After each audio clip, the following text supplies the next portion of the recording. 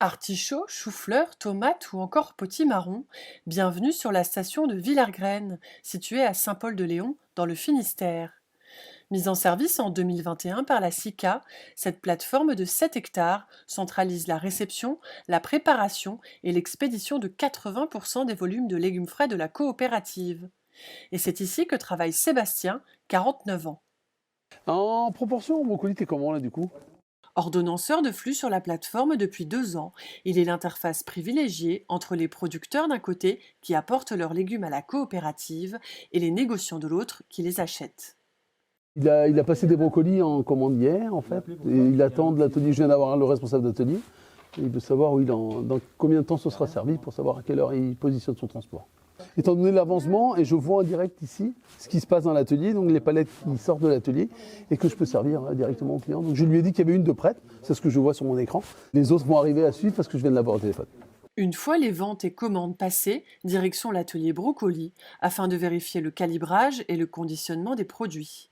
Donc les producteurs récoltent des brocolis en vrac comme ça dans des bacs et ensuite on les passe sur la calibreuse parce qu'en fonction du poids de chaque brocoli, on va l'emballer soit en filmé individuel ou soit dans des colis où ils sont emballés en vrac pour d'autres marchés.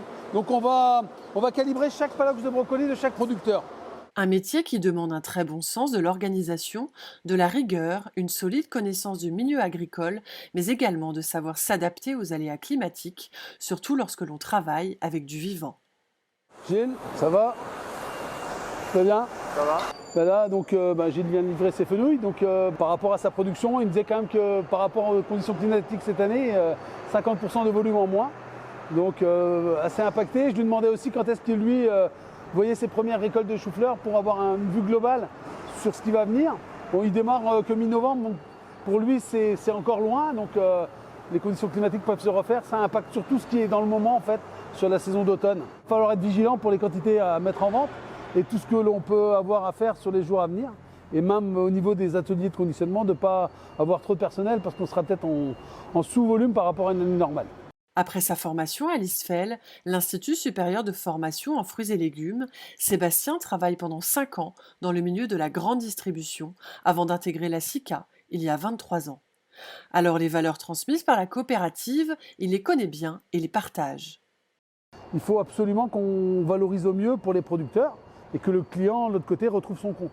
Parce qu'on est là quand même au service des producteurs de la SICA en fait. Travailler au service des producteurs et leur garantir un revenu décent, une véritable raison d'être pour la SICA depuis sa création en 1961.